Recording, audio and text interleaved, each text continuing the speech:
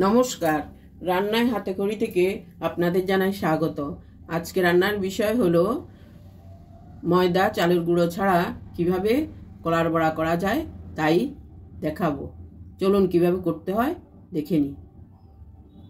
আমাদের গাছে অনেকগুলো কলা পেকেছে, তাই আজকে ভেবেছি কলার বড়া করব ময়দা চালের গুঁড়ো ছাড়া।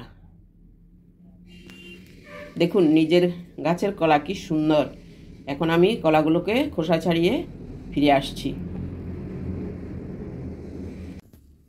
এক এক করে আমি কলাগুলো খোসা ছাড়িয়ে নিচ্ছি।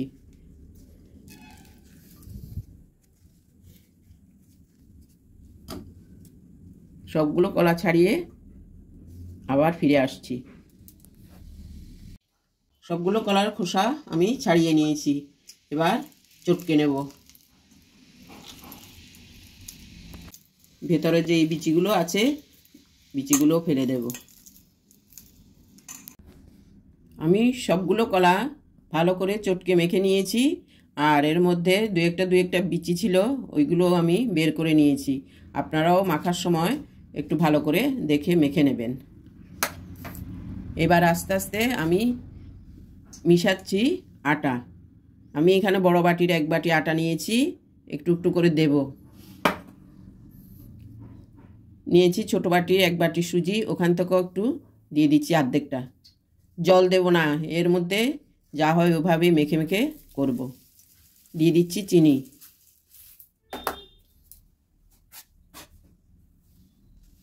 এবং সামান্য একটু নুন। এবার ভালো করে এগুলো মেখে নেব।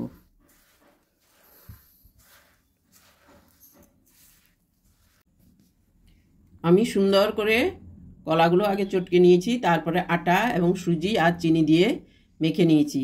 আমি এই বাটির এক বাটি আটা দিয়েছি এবং এই বাটিরই হাফ বাটি সুজি দিয়েছি, আর এই বাটির 3 ভাগের 2 ভাগ চিনি দিয়েছি, আর সামান্য একটু নুন।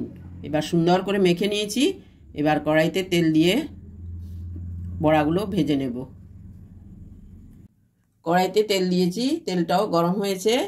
এবার একটা একটা করে বড়া ভেজে নিচ্ছি।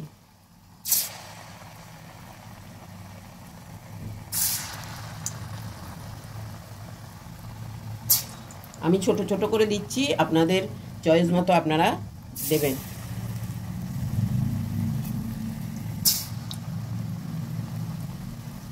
এটা মিডিয়াম হিটে করতে হবে।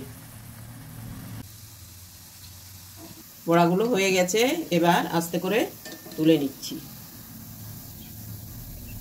দেখুন কি সুন্দর কালার হয়েছে।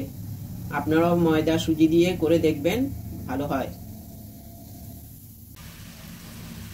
এভাবে আমি একে একে কলার বড়াগুলো ভেজে নিচ্ছি। সবগুলোই এভাবে ভেজে নেব, আপনারাও করবেন এভাবে। আর এই কলাগুলো একটু মিষ্টি বেশি হয়, আপনারা সেই বুঝে চিনি দেবেন, এবং সেই বুঝে যে যেরকম চিনি খাবেন বা মিষ্টি খাবেন ওইভাবেই মিষ্টি দেবেন। আমি এভাবেই সবগুলো বড়া ভেজে নিচ্ছি। এক এক করে আমি সবগুলো কলার বড়া ভেজে নিয়েছি। সবগুলো কলার বড়া ভেজে তুলে নিয়েছি। এবার পরিবেশন করে দেখালাম। কি সুন্দর হয়েছে দেখুন, আপনারাও করে দেখবেন। খুব মুচমুচেও হয়, নরমও হয়। এই ভিডিওটা যদি আপনাদের ভালো লেগে থাকে তাহলে লাইক, শেয়ার, কমেন্টস করতে ভুলবেন না। সাবস্ক্রাইবও করবেন। আজকের জন্য এখানেই শেষ করছি। সামনে দেখা হবে নতুন কোনো রেসিপি নিয়ে। ধন্যবাদ।